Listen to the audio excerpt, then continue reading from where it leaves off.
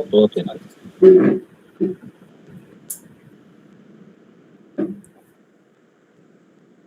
శుక్లాం వరధరం విష్ణుం శశివర్ణం చతుర్భుజం ప్రసన్నవదనం ధ్యాయేత్ సర్వవిఘ్నోపశాంతయే. అగజా ఆనన పద్మార్కం గజాననమహర్నిశం అనేకదంతం భక్తానాం ఏకదంతముపాస్మహే. ఓం శ్రీ గణేశాయ నమః. ఓం శ్రీ మాత్రే నమః. ఓం శ్రీ గురుభ్యో నమః. జ్యోతిష్ శాస్త్రాన్ని, వాస్తుశాస్త్రాన్ని మనకది శిష్యులకు, మాకది మా గురువులకు పాదాభివందనం. So today would be your last class అండి. ఓకే, ఆల్మోస్ట్ అంతా కాన్సెప్ట్స్ అన్నీ అయిపోయి ఒక చిన్న కాన్సెప్ట్ ఉంది, అది చెప్పుకొని మిగిలిన పాయింట్స్ కూడా చెప్పుకుందాం. ఓకేనా? సో బేసిక్ ఏంటంటే ఒక్క నిమిషం.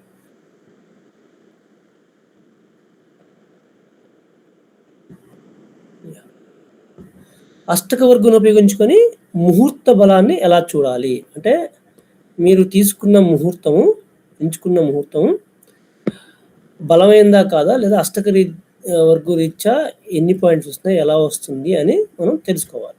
ఓకే, అది తెలుసుకోవచ్చు యాక్చువల్ బేసిక్గా. సో అది కాన్సెప్ట్ అర్థమవుతుందా? మీరు ఏదైనా ముహూర్తం తీస్తారు, సో ముహూర్తం తీసి ముహూర్త చక్రం ఉంటుంది కదా, సో ముహూర్త చక్రాన్ని కూడా మీరు జస్ట్ లైక్ మనం మన యొక్క జత చక్రంలో తీసుకుంటాం కదా.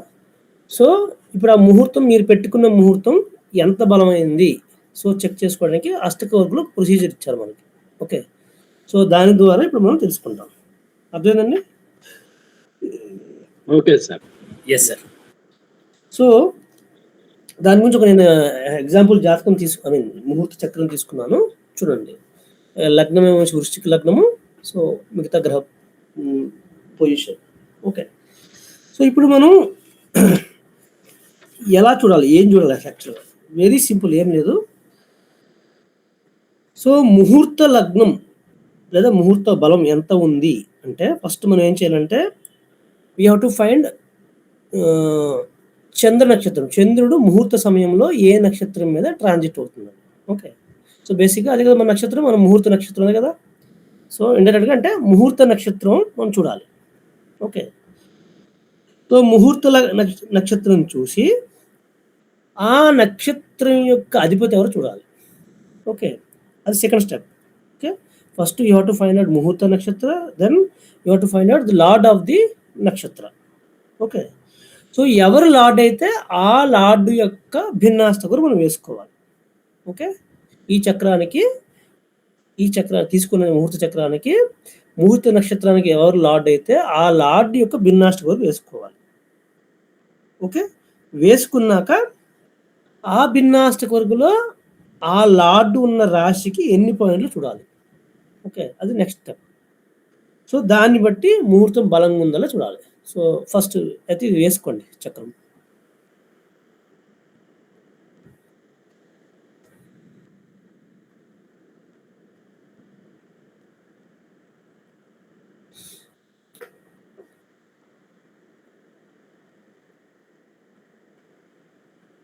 Okay sir. సో వేసుకున్నారా? సో ఇక్కడ ఏంటి, ఇక్కడ ముహూర్తంలో చంద్రుడు మీన రాశిలో ఉన్నాడు. ఓకే, సో మీన రాశిలో రేవతి నక్షత్రం రాసుకోండి. Moon is in Revathi. Okay, so Revathi నక్షత్రం అధిపతి ఎవరండి?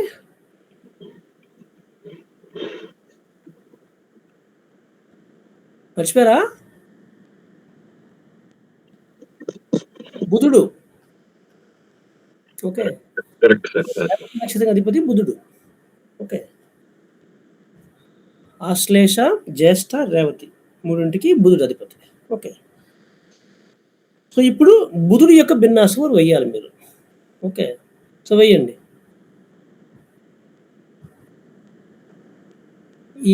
ఈ ముహూర్త చక్రానికి బుధుడు యొక్క భిన్నాష్టకం వేయాలి.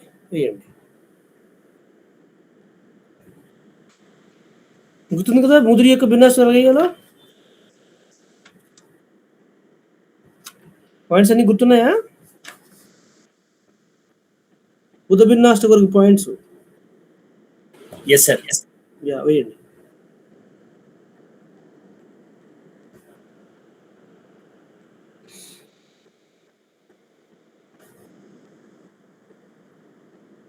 అయిపోతుందా 5 మినిట్స్లో? లేకపోతే నేను చెప్పేస్తా భిన్నాష్టక వరకు.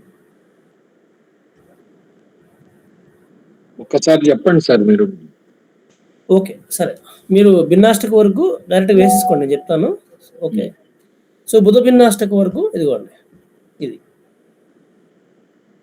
ఓకే, సో బుధ భిన్నాష్టకం మీరు వేసుకుంటే ఫైనల్గా భిన్నాష్టక వరకులో మేషంలో 3 బిందువులు, వృషభంలో 2 బిందువులు, మిథునంలో 7 బిందువులు, కర్కాటకంలో 5 బిందువులు, సింహంలో 5 బిందువులు, కన్యలో 6 బిందువులు, తులలో 5 బిందువులు, వృశ్చికంలో 3 బిందువులు, ధనస్సులో 6 బిందువులు, మకరంలో 3 బిందువులు, కుంభంలో 4, మీనంలో 5.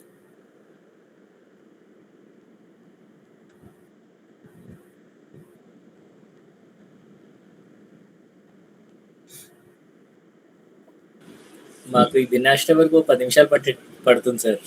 పడుతుంది. ఎందుకంటే ఫస్ట్ ఎస్ ఎస్, ఎందుకంటే మరి కూడా వదిలేండి, దాని మీద టైం వేస్ట్ చేయొద్దు. మీరు వేసుకుంటారు. సో ఇది భిన్నాష్టకం వేసుకున్నారు. భిన్నాష్టకం వరకు వేసుకున్నాం సార్. యా, సో ఇప్పుడు ఈ భిన్నాష్టకంలో ఏం చెప్పాను, మనకి చార్ట్లో ఎక్కడున్నాడు బుధుడు? ఎక్కడున్నాడు? తులలో 12th house లో ఉన్నారు.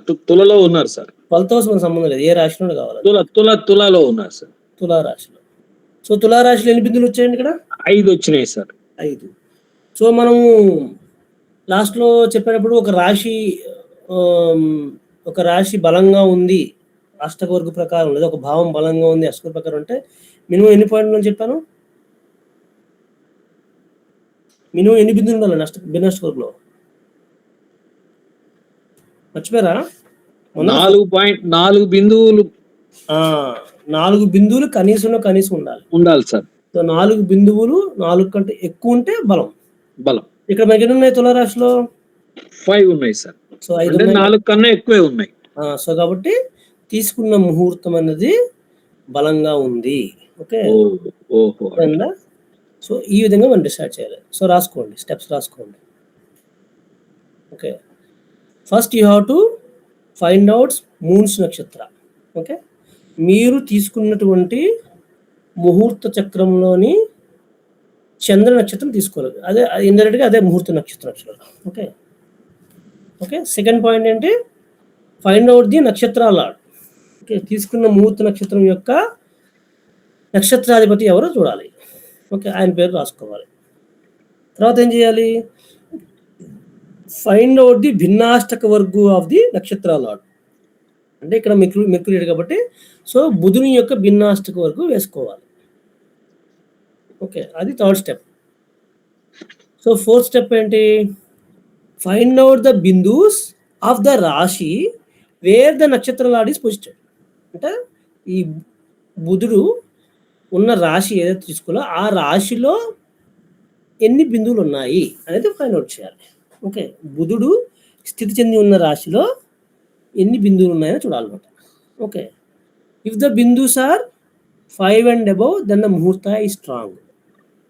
4 అంటే యావరేజ్, అంటే జస్ట్ యావరేజ్. ఓకే, సో ఏం చెప్పాము, 4 ఉంటే అది కనీస పాయింట్స్, 4 కన్నా ఎక్కువ ఎన్ని ఉంటే అక్కడి నుంచి అంత బలంగా ఉన్నట్టు. 5 ఉంటే ఒకలాగా, 6, 7, 8 ఉంటే ఇంకా బలంగా ఉన్నట్టు.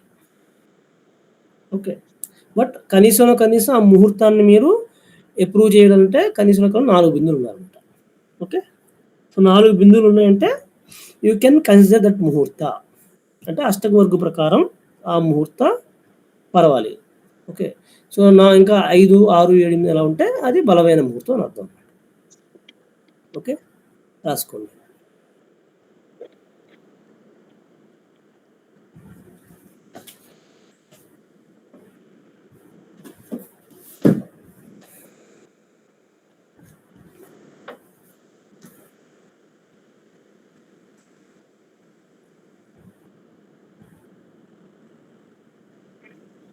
రాశాను సార్.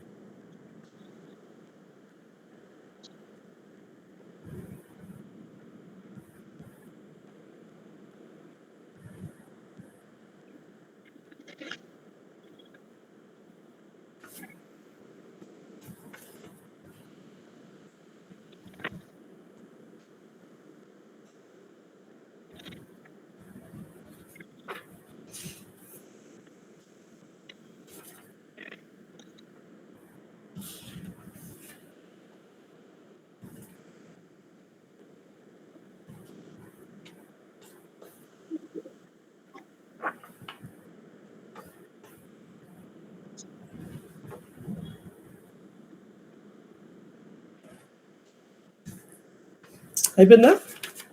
రాశాం సార్.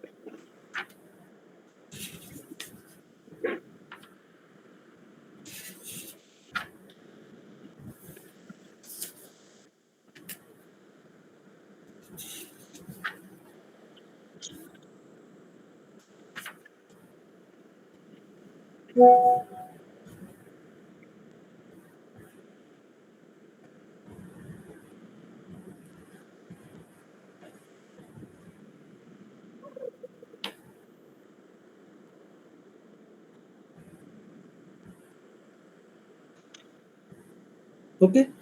సో అయ్యా రామకృష్ణ గారు స్టార్ట్ చేయొచ్చా? ఎస్ సార్ అయిపోయింది సార్. Yeah okay. ఈయన శివానంద్ గారు ఉన్నారా? Okay right. So next okay. So next కొన్ని పాయింట్స్ మనం మిగిలాయి, అవి కూడా చెప్పుకుందాము. ఓకే. సో ఈ పాయింట్ మీకు చెప్పినట్టు గుర్తు నాకు. సో లగ్నము 9వ స్థానము, 10వ స్థానం, 11వ స్థానంలో ప్రతి దాంట్లో 30 బిందువుల కంటే ఎక్కువ ఉంటే జాతకుడు ఆయన లైఫ్ యాక్సిడెంట్గా ఉంటుంది. చెప్పుకున్నాము పాయింట్. లగ్నము 5, 9 సార్? 11. లగ్నము 1, 9, 10, 11 స్టార్టింగ్ పాయింట్ చూడండి ఉంటుంది. 11. ఓకే. ఐ థింక్ చెప్పినట్టు నాకు గుర్తు బాగా. ఓకే. సో నెక్స్ట్ పాయింట్ రాసుకోండి. చెప్పారు సార్. యా కేంద్రాలు, ఫనఫరాలు, అపోక్లిమములు. ఓకే. సో కేంద్రాలు తెలుసుకోండి 1, 4, 7, 10. ఫనఫరాలు చెప్పాలి. సార్ 2, 5, 8, 11. ఓకే. అపోక్లిమములు 3, 6, 9, 12 సార్. ఓకే. సో కేంద్రాలు, ఫనఫరాలు, అపోక్లిమములు వీటిని ఈ బిందు స్థానాలను వేరువేరుగా యాడ్ చేయాలి. ఓకే. అంటే అన్ని కేంద్ర రాశుల యొక్క బిందువుల్ని యాడ్ చేయాలి, అన్ని ఫనఫర రాశుల బిందువుల్ని యాడ్ చేయాలి, అన్ని అపోక్లిమ రాశుల యొక్క బిందువుల్ని యాడ్ చేయాలి. ఓకే. అర్థమైందా? సో అలా యాడ్ చేస్తే కేంద్రాల్లో ఉన్న బిందువులను యాడ్ చేస్తే వచ్చే సంఖ్య అధికంగా ఉంటే అప్పుడు జీవితంలో ప్రథమ భాగం, ఫనఫరాల్లో అధికంగా ఉంటే మధ్యమ భాగం, అపోక్లిమంలో అధికంగా ఉంటే చివరి భాగంలో ఆయన సుఖశాంతులతో ఉంటాడు అనమాట. ఓకే. అర్థమవుతుందా? సో కేంద్రాల్లో ఉన్న బిందువులన్నింటినీ యాడ్ చేయాలి, ఫనఫరాల్లో ఉన్న బిందువులని యాడ్ చేయాలి, అపోక్లిమంలో ఉన్న బిందువులని యాడ్ చేయాలి. యాడ్ చేస్తే 3 సంఖ్యలు వస్తాయి కదా మనకి. కేంద్రాల యొక్క మొత్తము, ఫనఫరాల యొక్క మొత్తం, అపోక్లిమం యొక్క మొత్తం వస్తుంది. సో ఈ మూడిట్లో ఏ సంఖ్య పెద్దదైతే, అంటే కేంద్రాల ఉన్న సంఖ్య అదే కూడగా వచ్చిన సంఖ్య పెద్దదైతే అప్పుడు ఆ వ్యక్తి జీవితంలో ప్రథమ భాగంలో ఆయన సుఖ సంతోషం అనుభవిస్తాడు. ఓకే. దాని అర్థం మిగతా 2 భాగాల్లో అశాంతి ఉంటాయని అర్థం కాదు. కంపారిటివ్గా ప్రథమ భాగంలో ఎక్కువ సుఖశాంతుల్ని, అంటే సమ్ టైమ్స్ మీకు అనుకుంటారు కదా మీరు, అంటారు మనం ఈ పర్టికులర్ టైంలో బాగా మనం బాగా పీక్ కిల్లర్. సో అట్లాగనమాట. సో కేంద్రాల్లోని మొత్తం పెద్దదైతే అప్పుడు ప్రథమ భాగం ఫనఫరాల్లో సంఖ్య అధికమైతే అప్పుడు జీవితంలో మధ్యమ భాగంలోను అపోక్లిమంలో అయితే బిందువులు పెద్ద సంఖ్య పెద్దదైతే అప్పుడు జీవితం యొక్క చివరి భాగంలో ఆయన ఎక్కువగా సుఖశాంతులను అనుభవిస్తాడన్నమాట. రాసుకోండి. కేంద్రాలు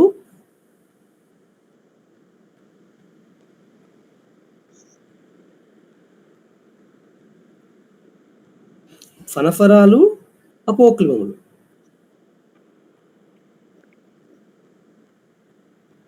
ఈ బిందు స్థానాలను వేరువేరుగా కూడిన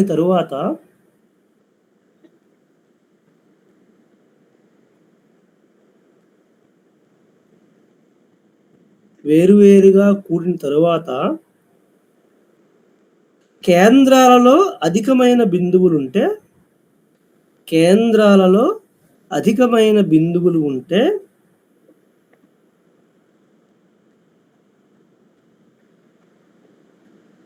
జీవితంలోని ప్రథమ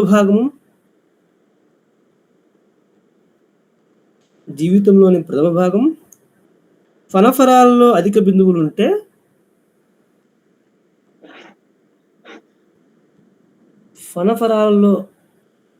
బిందువులు ఉంటే మధ్యమ భాగం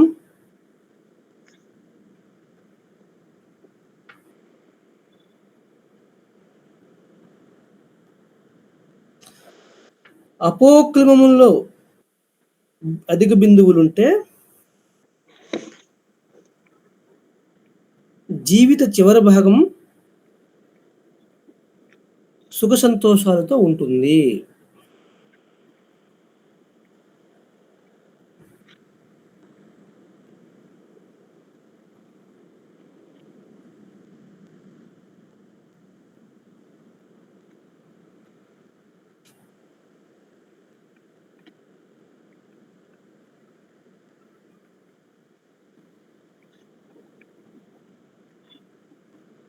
ఒక్క నిమిషం అండి.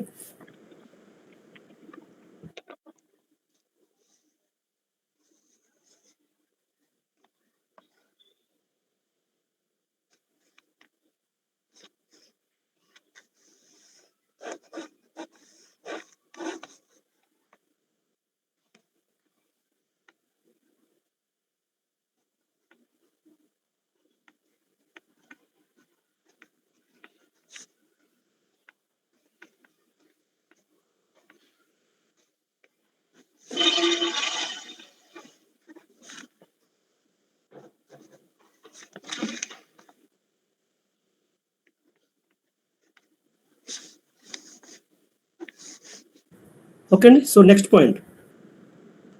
సో నెక్స్ట్ పాయింట్ ఏంటంటే రాహుని రిఫరెన్స్గా తీసుకునే పాయింట్ అనమాట. ఓకే, సో రాహు గనక తీసుకున్న జాతకంలో దుఃఖ స్థానాల్లో ఉండి ఎటువంటి శుభవీక్షణ లేకుండా ఉంటే, ఓకే, అప్పుడు ఆయనున్న భావం అంటే ఇది సర్వాష్టక వర్గం నుంచే. ఓకే, సో ఆయనున్న భావం, ఆయన ఏ రాశిలో ఉంటాడో ఆ రాశిలో ఉన్న బిందువుల సంఖ్య సమానమైన వయసులో ఆ జాతకుడు పాము కాటుకి గురయ్యే ఛాన్స్ ఉంటుంది. ఓకే, అర్థమవుతుందండి. సో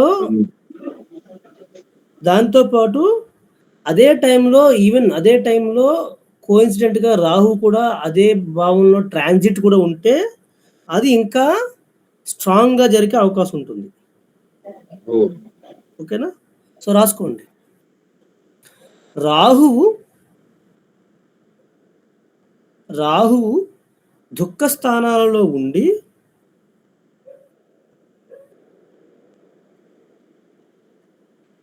శుభవీక్షణ లేదా శుభగ్రహ వీక్షణ పొందకుండా ఉంటే లేదా శుభవీక్షణ లేకుండా ఉంటే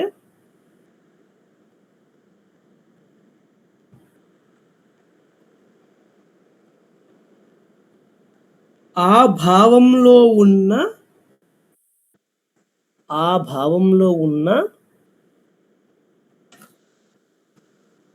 బిందు సమాన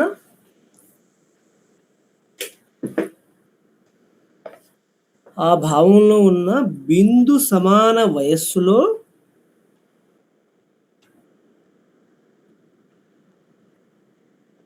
జాతకుడు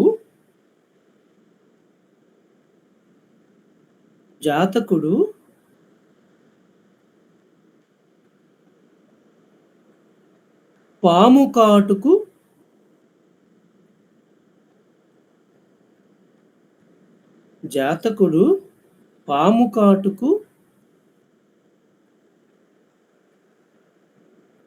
గురయ్యే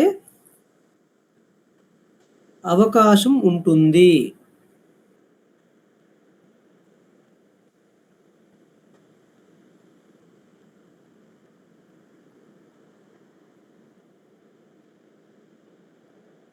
ఓకే, దానికే నెక్స్ట్ ఎడిషన్ అంటే కంటిన్యూషన్ అంటే తత్కాలంలో అంటే ట్రాన్జిట్లో తత్కాలంలో రాహువు ఆ భావంలో సంచరిస్తుంటే అంటే ఎగ్జాక్ట్గా అదే వయసులో ఆ ఇయర్లో కోఇన్సిడెంట్గా రాహువు ఆ భావంలో కనుక ట్రాన్జిట్ అయితే ఓకే తత్కాలంలో రాహువు ఆ భావంలో సంచరిస్తుంటే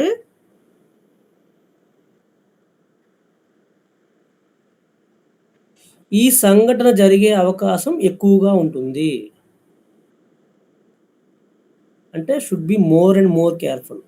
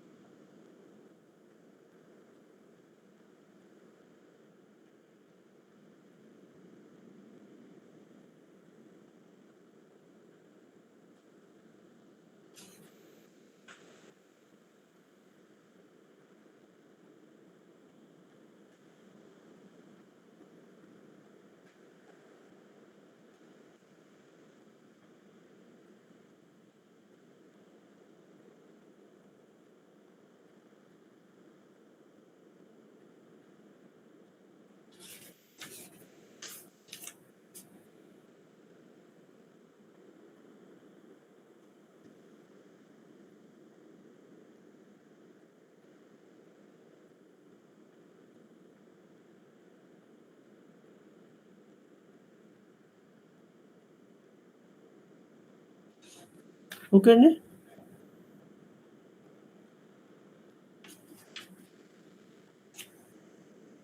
ఓకే, సో తర్వాత ఏం చెప్తున్నారంటే మొత్తం 12 రాశుల్ని తద్వారా భావాలని 3 ఖండాలుగా విభజించాలి. ఓకే, విభజిస్తే సో ఏ గ్రూప్లో బిందువులు ఎలా ఉన్నాయో దాన్ని బట్టి మనకి కొన్ని రిజల్ట్స్ చెప్తారు అనమాట. ఓకే, సో ఆ గ్రూపింగ్ అనేది చాలామంది స్కాలర్స్ చాలా గ్రూప్గా చెప్తారు. అంటే ఫర్ ఎగ్జాంపుల్ ఒక స్కాలర్ మేషం నుండి కర్కాటకం ఒక భాగము ఫస్ట్ భాగము, సింహం నుండి వృశ్చికం థర్డ్, తర్వాత ధనస్సు నుండి మీనం అని అది ఒక విధంగా గ్రూపింగ్. ఓకే, తర్వాత ఇంకొక స్కాలర్ ఏం చెప్తారంటే మీనం నుండి మిథునం, కర్కాటకం నుండి తుల, వృశ్చికం నుండి కుంభం, ఇవి 3 ఖండాలు. ఇంకొంతమంది అంటే లగ్నం నుండి చతుర్థం. ఓకే, అంటే లగ్న భావము ద్వితీయం తృతీయం చతుర్థం ఒక ఖండం. ఓకే, పంచము నుండి అష్టము 2వ ఖండం, నవము నుండి వ్యయము 3వ ఖండం. ఓకే, ఇంకొంతమంది ఏంటంటే వ్యయము నుండి తృతీయం ఒక భాగం, చతుర్థం నుండి సప్తము 2వ ఖండం, అష్టం నుండి లాభం 3వ ఖండం. ఇంకొంతమంది ఇందాక మనం చెప్పినట్టు కేంద్రాలు ఒక ఖండం, ఫనఫరాలు ఒక ఖండం, అపోక్లులు ఇంకొక ఖండం. ఇలాగా డిఫరెంట్ వేస్ ఆఫ్ గ్రూపింగ్ ఉంది. అంటే ఖండాలుగా విభజించడం. ఈ అన్నింటిలో కల్లా ప్రశస్తమైన ప్రాముఖ్యం అంటే ఎక్కువ మంది స్కాలర్స్ కన్సిడర్ చేసేది మీనం నుండి మిథునం ప్రథమ ఖండం.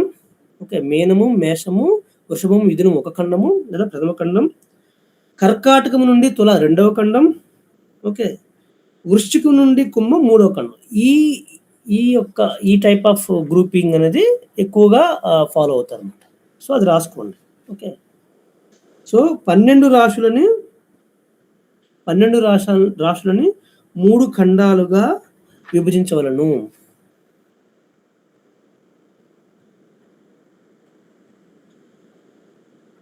ప్రథమ ఖండం మీనం నుండి మిథునం,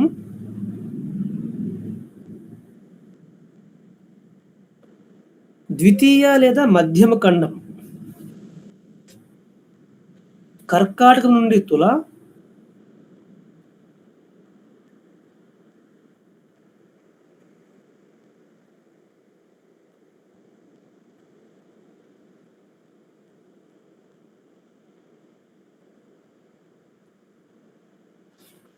ఓకే.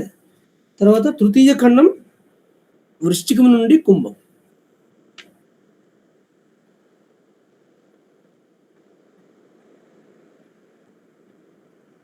ఓకే. సో ఇలా ఖండాల కింద విభజించిన తర్వాత ఇప్పుడు చెప్పిన ఖండాలోని ఆ 4 రాశులలోని బిందువుల్ని మనం యాడ్ చేయాలి. ఓకే. ఓకే. ఈ 4 రాశుల్లోని సర్వాష్టక వర్గంలో ఈ 4 రాశుల బిందువుల్ని యాడ్ చేయాలి. యాడ్ చేస్తే మనకి ప్రథమ ఖండం యొక్క బిందువులు, ద్వితీయ ఖండం లేదా మధ్యమ ఖండం యొక్క బిందువులు, తృతీయ ఖండం యొక్క బిందువులు మనకు వస్తాయి. ఓకే. అర్థమవుతుంది కదండి? ఫాలో అవుతున్నారు కదా? Yes sir. ఓకే. సో అప్పుడు అలా చూసినాక మనకి ఒక 3 యోగాలు చెప్పారన్నమాట. ఓకే. మొదటిది రాసుకోండి. కాహల యోగం. కాకి దీర్ఘమిస్తే కా, హ, అళ. కాహల యోగం.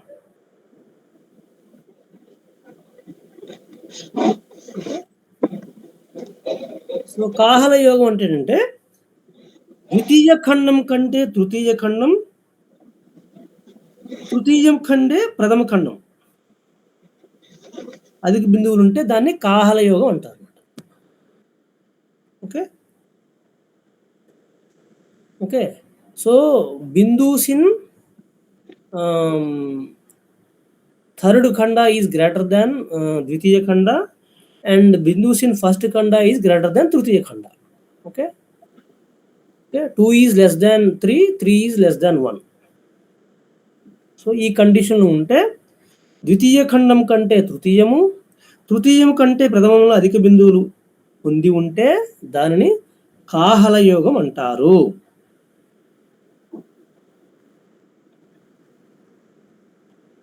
ద్వితీయం కంటే తృతీయంలో ఎక్కువ ఉండాలి సార్. ద్వితీయం కంటే తృతీయంలో ఎక్కువ ఉండాలి, తృతీయంలో కంటే ప్రథమంలో ఎక్కువ ఉండాలి. సో ఆల్టర్నేట్ అల్టిమేట్లీ ప్రథమ దాంట్లో ఎక్కువ ఉండాలి. అన్నిటికన్నా ప్రథమ దాంట్లో ఎక్కువ ఉండాలి, కానీ ఇంకో కండిషన్ కూడా ఉంది. అప్పుడు 2 కన్నా 3 ఎక్కువ ఉండాలి కూడా ఉంది. 2 కన్నా 3 అదే ఇప్పుడు ప్రథమంలో అర్థమైంది సార్. అది కూడా కండిషన్ మీట్ అవ్వాలి. అందువల్ల అవును.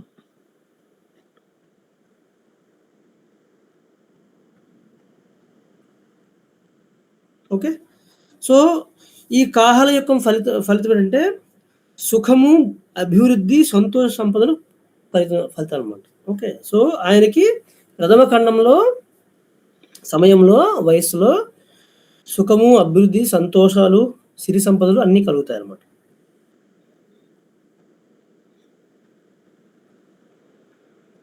ఓకే అండి.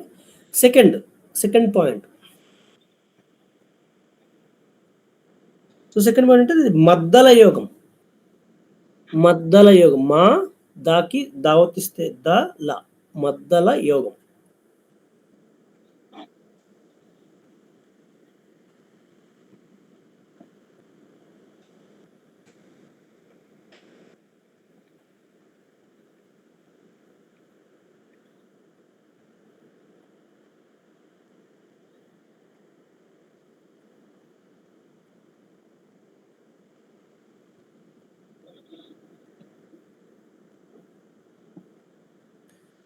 ఓకే. చెప్పండి. సో మద్దల యోగం అంటే 3 ఖండాల్లో ద్వితీయంలో అధిక బిందువులు ఉంటాయి. ఓకే. సో 3 ఖండాల్లో ద్వితీయ ఖండంలో అధికమైన బిందువులు ఉంటే దాన్ని మద్దల యోగం అంటారు.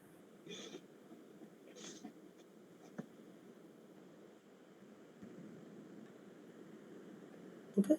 ఈ మద్దల యోగం ఉన్న జాతకులకి వాద్యమునందు ఇష్టంగా ఉంటుంది. వాద్యం అంటే మన ఇన్స్ట్రుమెంట్స్, మ్యూజికల్ ఇన్స్ట్రుమెంట్స్. ఓకే. అంటే తబలా కానీ యూనో వీణ కానీ ఏదో అయినా. ఓకే. సో ఎక్కువగా వాద్యం అంటే బేసిక్గా అంటారు తబలా ఇలాంటివన్నీ వస్తాయి ఎక్కువ. ఓకే. దో అదర్ మ్యూజిక్ ఇన్స్ట్రుమెంట్స్ కూడా అందులోకి వస్తాయి. ఓకే. సో వాద్యములందు ఆయనకి అమితమైన అభిమానం ఉంటుంది. ఓకే. అదేవిధంగా జీవిత మధ్య భాగంలో ఆయన సుఖ సంతోషం అనుభవిస్తాడు.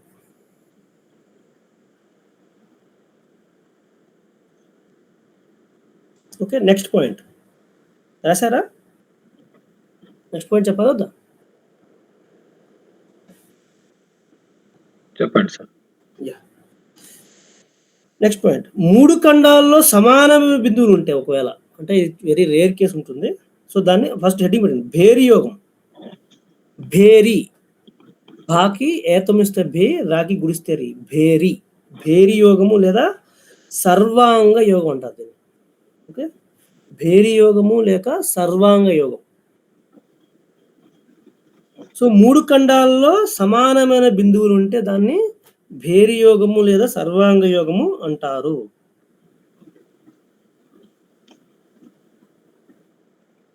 ఓకే. ఇది చాలా రేర్ కేసు ఉంటుంది. ఓకే. ఫలితం ఏముంటుందంటే దీనివల్ల జీవితకాలం అంతా సుప్రదంగా ఉంటుంది. జీవితకాలం అంతా అంటే his chart is highly balanced. Okay.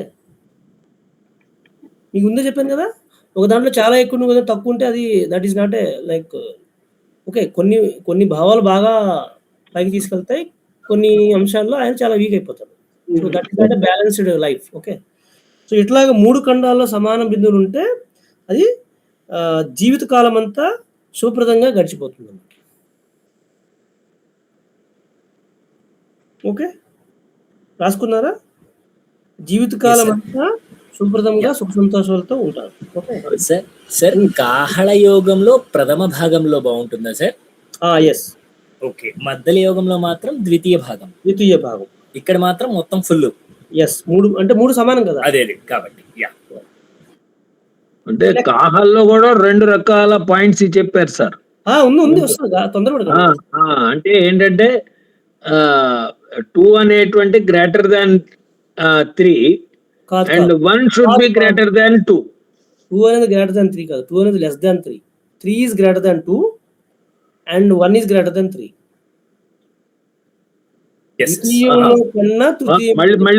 మళ్ళీ ఒకసారి చెప్పండి sir. 1 is greater than 3. Sir ఒక్క నిమిషం. ద్వితీయ ఖండం కన్నా తృతీయం కన్నా ప్రథమంలో అధిక బిందువులు ఉండాలి అని చెప్పారు తెలుగులో. Okay sir. ఓకే. అంటే 3 is greater than 2 and at the same time 1 is greater than 3. Right sir, exactly. Okay. Fourth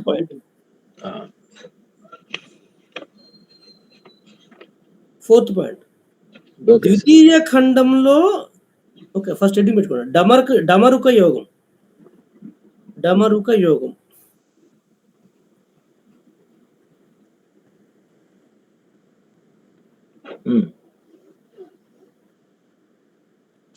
ద్వితీయ ఖండంలో ఇతర ఖండాల కన్నా తక్కువ బిందువులు ఉంటే అది డమరుక యోగం. ఓకే. కాకపోతే ఇక్కడ రివర్స్ ఏంటంటే ఈ యోగం ఉన్నవారు జీవితంలో రెండవ భాగంలో ఇబ్బందులు ఫాలో అవుతారు. ఓకే. ఈ ద్వితీయ ఖండంలో ఇతర ఖండాల కన్నా తక్కువ బిందువులు ఉంటే అప్పుడు ఈ యోగం ఉన్నవారు రెండవ భాగంలో ఇబ్బందులు పొందుతారు, ప్రథమ భాగము చివరి భాగంలో సంతోషాన్ని పొందుతారు అన్నమాట. ఓకే. ఇది డమరుక యోగం.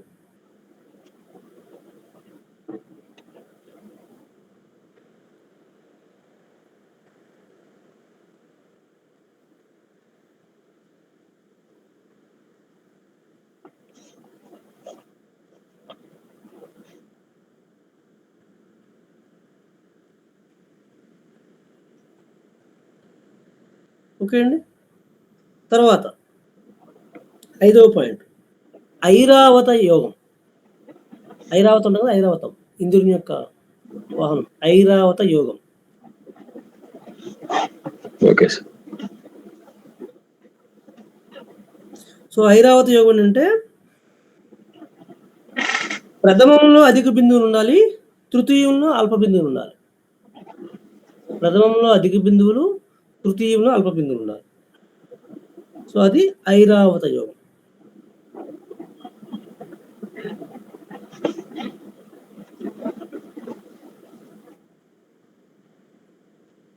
నెక్స్ట్ ఏమొచ్చి వాసి యోగం. వాకి దీర్ఘమిస్తే వా, సాకి గుడిస్తే సి. వాసి యోగం. సార్ ఇది ఈ ఐరావతం వల్ల ఉపయోగం ఏంటి సార్? సో ఐరావత యోగం ఉపయోగం అంటే మళ్ళీ రిజల్ట్ సేమే. ప్రథమ భాగంలో ఆయనకి సుఖ సంతోషం ఎక్కువగా ఉంటారు.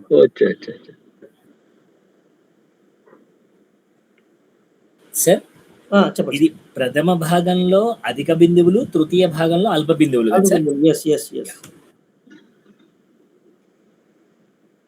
నెక్స్ట్ లాస్ట్ ఏంటంటే వాసి యోగం. ఓకే, సో వాసి యోగం అంటే ప్రథమ ఖండంలో అల్ప బిందువులు ద్వితీయము తృతీయ ఖండాల్లో సమానంగా ఉండాలి బిందువులు. ఓకే, ప్రథమ ఖండంలో అల్ప బిందువులు ఉండగా ద్వితీయము మరియు తృతీయ ఖండాలు సమాన బిందువులు కలిగి ఉంటే దాన్ని వాసి యోగం అంటారు.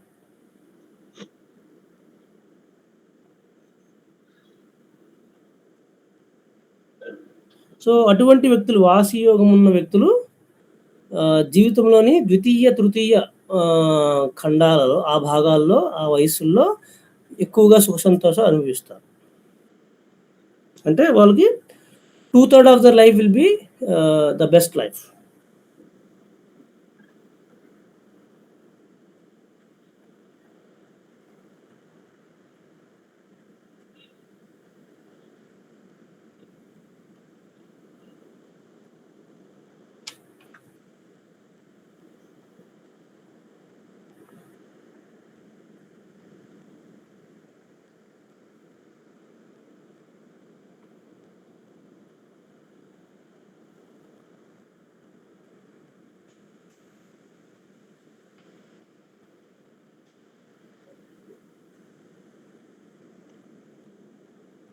Okay sir. ఓకేనా?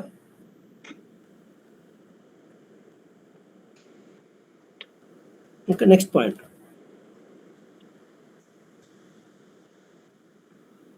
ద్వితీయము, నవమ భాగము, దశమ భాగము, ఏకాదశ భాగం 2, 9, 10, 11 ఈ హౌసెస్లో, ఈ అన్నింట్లో అంటే 4 హౌసెస్లో కూడా 30 కంటే ఎక్కువ బిందువులు ఉంటే ఆ వ్యక్తి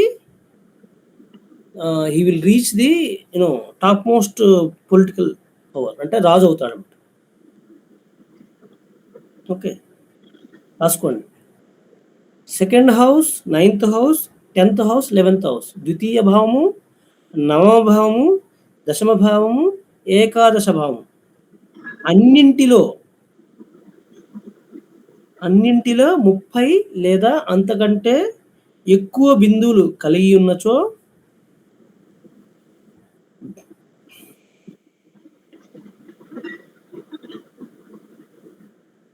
జాతకుడు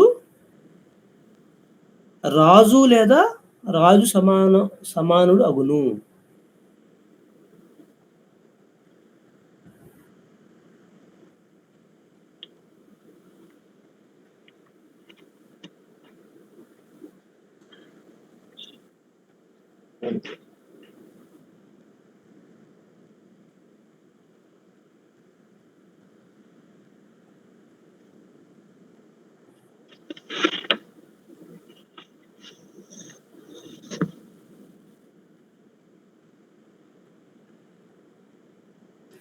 ఓకే, ఓకే సార్.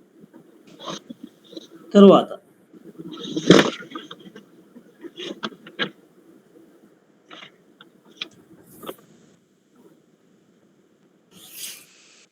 వినండి, ఫస్ట్ పాయింట్ వినండి. లగ్నము, చంద్రలగ్నం అంటే చంద్రుడున్న రాశి. Okay, then 10th house, 11th house. Okay, బేసిక్గా లగ్నము, రాశి, చంద్రరాశి, 10th హౌస్, 11th హౌస్ ఈ అన్నింటిలో కూడా ప్రతి దాంట్లో 30 కంటే ఎక్కువ బిందువులు ఉండాలి. 30 లేదా అంతకంటే ఎక్కువ ఉండి లగ్నం పైన కానీ చంద్రుడి పైన కానీ ఓకే గురుని యొక్క స్థితి కానీ వీక్షణ కానీ ఉంటే అటువంటి జాతకుడు ఒక పట్టణానికి కానీ ఒక నగరానికి కానీ అధిపతి అంటే అధిపతి ప్రభు అవుతాడు అనమాట. లేదా ఇన్ ద బెస్ట్ కేస్ ఉన్నతమైన మంత్రి పదవి పొందే అవకాశం ఉంటుంది. ఓకే రాసుకోండి. లగ్నము చంద్రలగ్నం లేదా చంద్రరాశి అలా రాసుకుని పర్లేదు. లగ్నము చంద్రలగ్నము దశమ భావం ఏకాదశ భావం ప్రతి దానిలో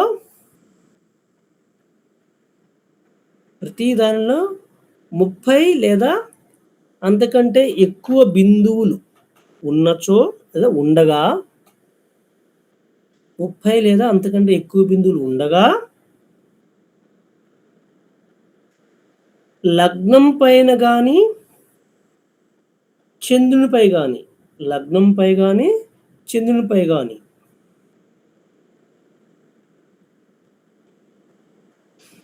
గురుని యొక్క స్థితి లేక వీక్షణం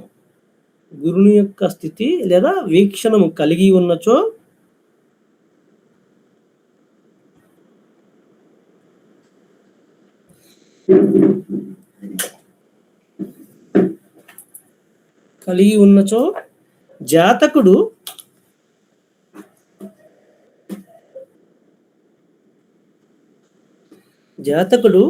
ఒక పట్టణమునకు గాని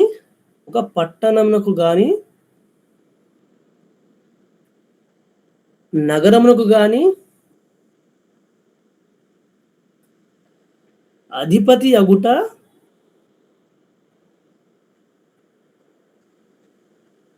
లేదా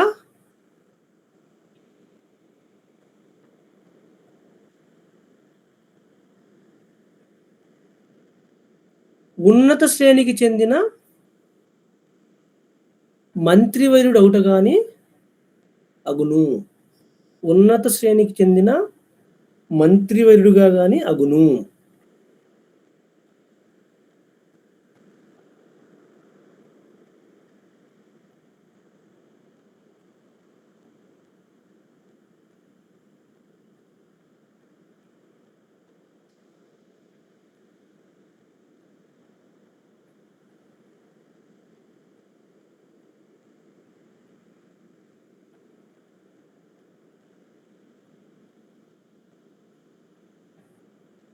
ఓకే అండి.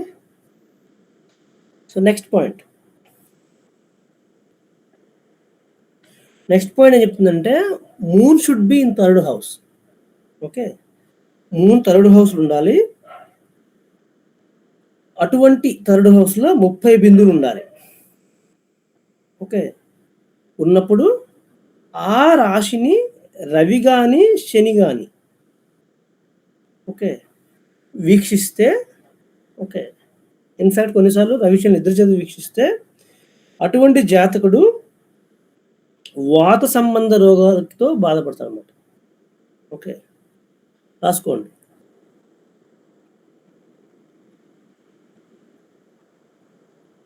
మూడవ ఇంటిలో చంద్రుడు ఉండగా లేదా తృతీయ భావంలో చంద్రుడు ఉండగా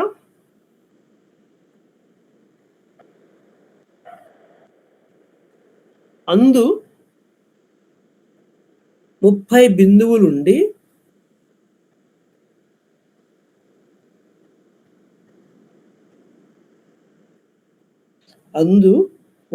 బిందువులుండి రవి శనులచే వీక్షించబడితే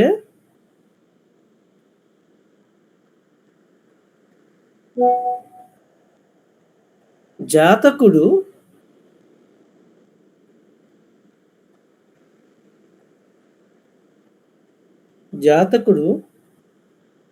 వ్రణములు వ్రణములు మరియు వాత సంబంధ రోగములచే బాధపడును.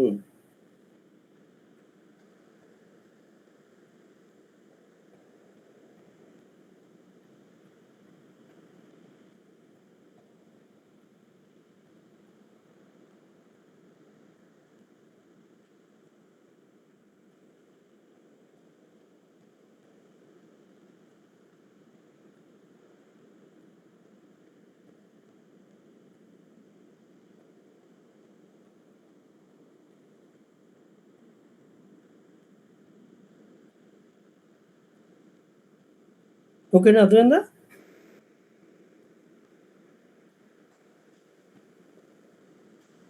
Okay, yes sir. Next point.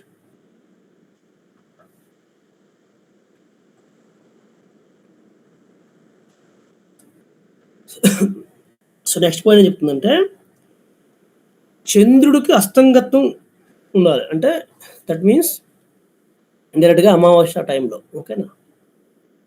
So చంద్రునికి అస్తంగత్వం కలుగుతుండగా అదే టైంలో మళ్ళీ చంద్రుని యొక్క డిస్పాజిటర్, ఓకే, ఎవరైతే ఉంటారో మూన్స్ డిస్పాజిటర్ ఉంటారో ఆయన కూడా బలహీనుడై అటువంటి డిస్పాజిటర్ పైన శని యొక్క వీక్షణ ఉంటే, ఓకే, సో అటువంటి టైంలో జాతకుడు ప్రేతాత్మలచే బాధితుడగును.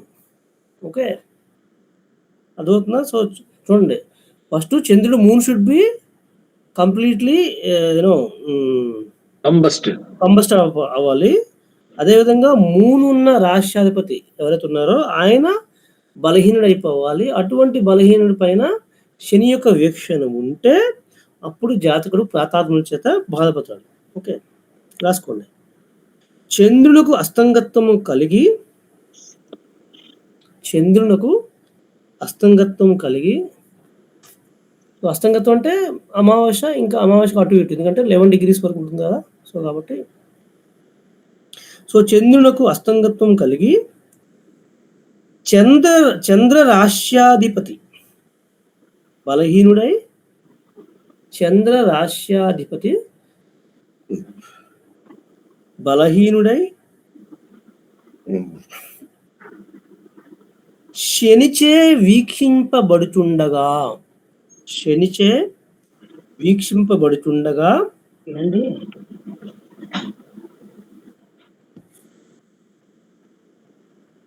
జాతకుడు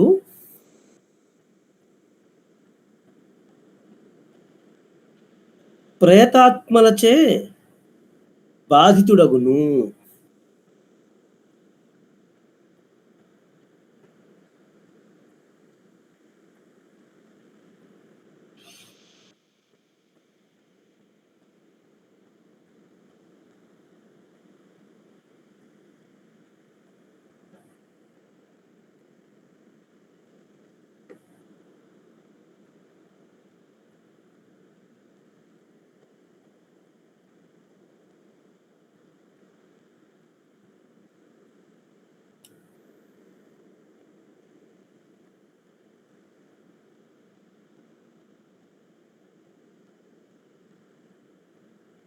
ఓకే అండి, రాసుకున్నారా?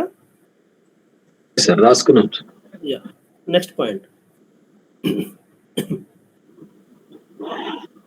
సో ఇందాక మనం ఏం చెప్పుకున్నాం, కొన్ని ఖండాల కింద డివైడ్ చేస్తాము, ఖండాల బిందువులను యాడ్ చేయడము, కంపేర్ చేయడం అన్నీ మనం తెలుసుకున్నాం కదా. ఓకే, సో అదేవిధంగా ఇంకొక పాయింట్ ఏంటంటే ఏ ఖండంలో అయితే ఎక్కువగా శువులు ఉంటారో, అంటే మీరు తీసుకున్నారు కదా మీనం నుంచి మిథునం ప్రథమ ఖండము, కర్కాటకం నుంచి నెక్స్ట్ ఖండము, తర్వాత లాస్ట్ తృతీయ ఖండం. సో ఏ ఖండంలో అయితే ఎక్కువ శుభగ్రహాలు ఉంటాయో సో అటువంటి ఖండంలో అటువంటి జీవిత భాగంలో వ్యక్తి అన్ని రకాల సుఖ సంతోషాలు అనుభవిస్తాడు అనమాట. ఓకే, ఒకవేళ శుభగ్రహాలు పాపగ్రహాలు రెండు ఉంటే ఆయన సుఖ దుఃఖాలు రెండు కూడా మిశ్రమంగా అనుభవిస్తాడు. ఓకే, సో ఒకవేళ పాపులు మాత్రమే ఉంటే ఆ వయసులో కంపల్సరీ జాతకుడు పూర్తిగా దుఃఖాన్ని అనుభవిస్తాడు అనమాట. అర్థమైందా? రాసుకుంటారా? అవసరం లేదా? Can you remember? రాసుకుంటాం సార్. రాసాం సార్. ఓకే. ఏ ఖండంలో శుభులు మాత్రమే ఉంటారో,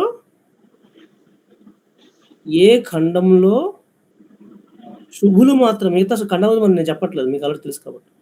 ఏ ఖండంలో శుభులు మాత్రమే ఉంటారో అట్టి జీవిత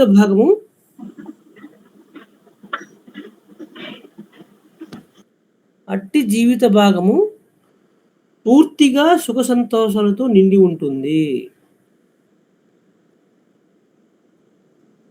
అట్టి జీవిత భాగము పూర్తిగా సుఖ సంతోషాలతో నిండి ఉంటుంది.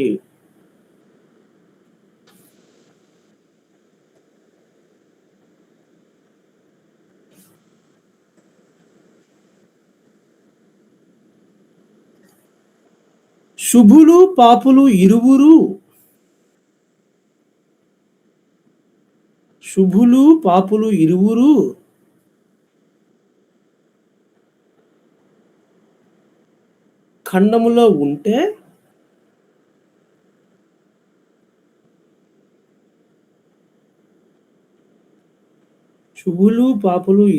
ఖండములో ఉంటే సుఖ దుఃఖాలు మిశ్రమంగా ఉంటాయి.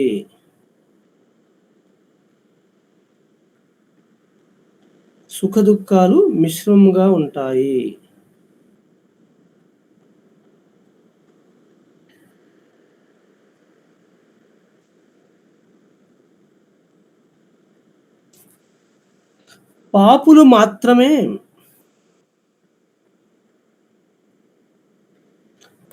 మాత్రమే ఉన్న ఎడల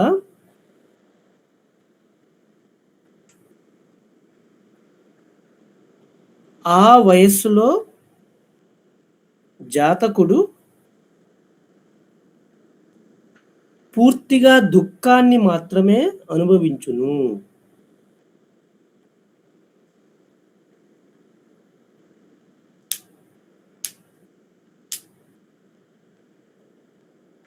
పాపులు మాత్రమే ఉంటే ఆ వయస్సులో జాతకుడు పూర్తిగా దుఃఖాన్ని మాత్రమే అనుభవించగలడు.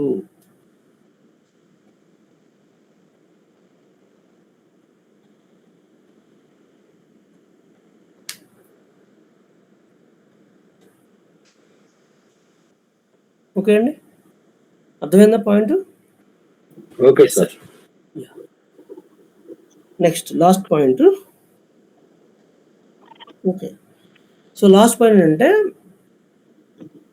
మనం అబ్జర్వ్ చేసాం కదా ఇప్పుడు సర్వాస్వర్గులో లేదా ఖండాల్లో. ఓకే, సో బిందువులు తక్కువ ఉన్నాయి అనుకోండి.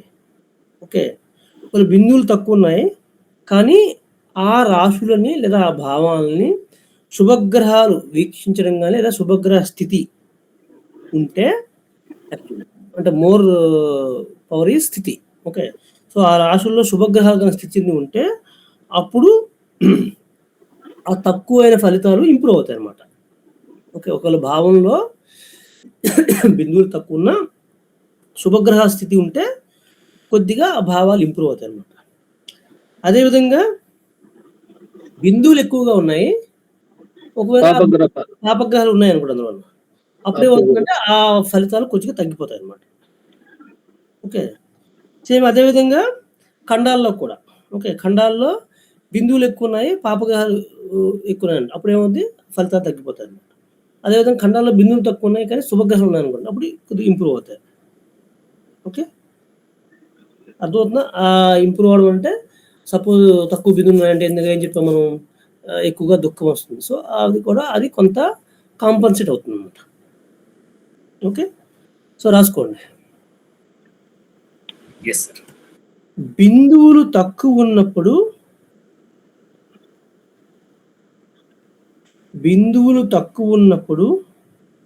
కలిగే ఫలాలు లేదా ఫలితాలు. ఓకే, బిందువులు తక్కువ ఉన్నప్పుడు కలిగే ఫలాలు లేదా ఫలితాలు శుభుల లేదా శుభగ్రహ స్థితిచే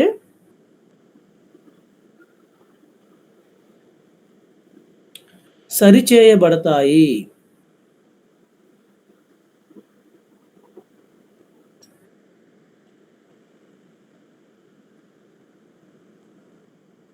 శుభగ్రహ స్థితిచే సరిచేయబడతాయి.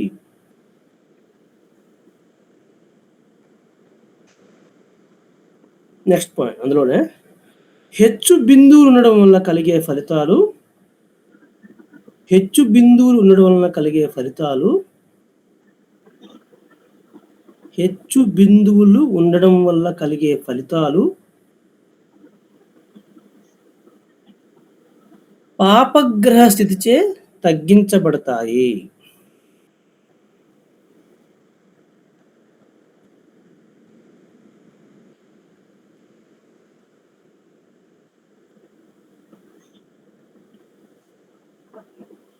ఓకే, ఈ విధముగా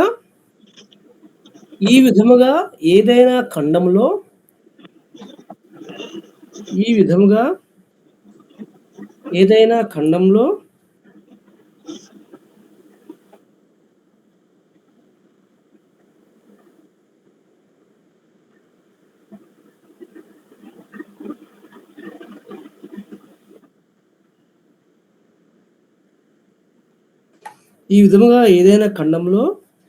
అతి తక్కువ బిందువులు ఉండగా లేదా అతి తక్కువ బిందువులు ఉండి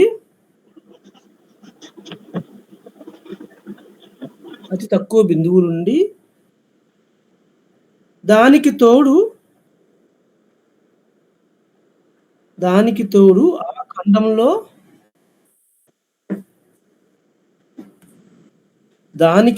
ఆ ఖండంలో పాపులు కూడా ఉండినట్లయితే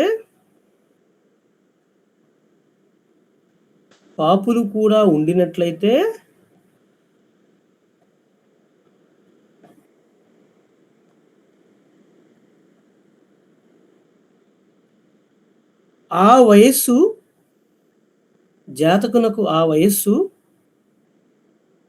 అత్యంత దుఃఖభరితముగా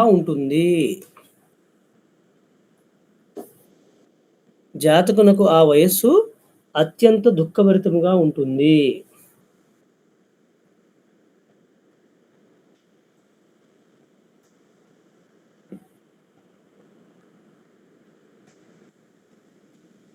ఓకే, అర్థమైందా point? Yes. So okay sir, classes complete అయ్యాయండి.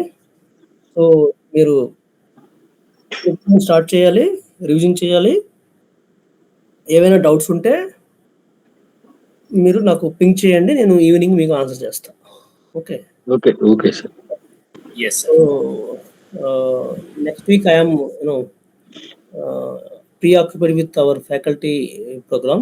ఓకే, సిలబస్ అయిపోయిందండి. ఓకే, సో కాబట్టి మీరు చదువుతున్నప్పుడు ఏమైనా డౌట్స్ ఏమైనా ఇంకా ఏమైనా ఉంటే you can ping me, I will answer it, don't worry. Okay sir, questions ఎట్లా వస్తాయో అన్న చెప్తారా సార్? బాగా అంటే ఇప్పుడు మేము ఆఫ్లైన్ పెట్టాం సార్. ఇప్పుడు ఆఫ్లైన్ పెట్టారా? సో అవును సార్. ఒక ఇచ్చిన జాతకానికి భిన్నా స్కోర్ చేయమని చెప్తాడు, లేదా సర్వా స్కోర్ చేయమని చెప్తాడు. కంపల్సరీ ఆ క్వశ్చన్ కంపల్సరీ వస్తుంది. Okay sir. సర్వాష్ట గురు చేయమని చెప్పడం కానీ, లేదా భిన్నా స్కోర్ చేయమని చెప్పడం కానీ. ఓకే, ఆ తర్వాత ఏమొస్తారంటే లాంగివిటీ చేయమని. ఆ తర్వాత మీకు ఏమంటారు, అది మనం చెప్పుకున్నాగా శోద్ధి పిండము అది కనుక్కోమని. తర్వాత కొన్నిసార్లు ఇచ్చి జాతకునికి ఆ భిన్నా స్కోర్లో ఎన్ని పాయింట్స్ ఉంటే ఎటువంటి ఫలితాలు వస్తాయి. ఓకే, సో ఇప్పుడు మనం చెప్పుకున్నాం అంతా, చెప్పినవన్నీ అవే కదండి. ఎస్. సో అవన్నీ ఆ పాయింట్ అన్ని ఎక్స్ప్లెయిన్ చేయాలి మీరు. అంటే మీరు ఆఫ్లైన్ కాబట్టి మీరు రాయాలి. ఓకేనా? సో అంటే కొంత మీరు ఏమంటారు ఎక్స్ప్లెనేటరీ నేచర్గా రాయాలి. ఓకేనా? అదే సార్. ఓకే అండి, మరి అందరికీ క్లాసెస్ అన్ని అర్థమయ్యాయి, అష్టకవర్గ classes? Okay sir. Yes sir. Okay, all the very best. Prepare well, write the exam. If it is Saturday, Sunday, I would be available there. Okay. Yes sir. Thank you sir. Thank you sir. Good night sir. Swasti, Shalavu, Shubharatri. Thank you sir.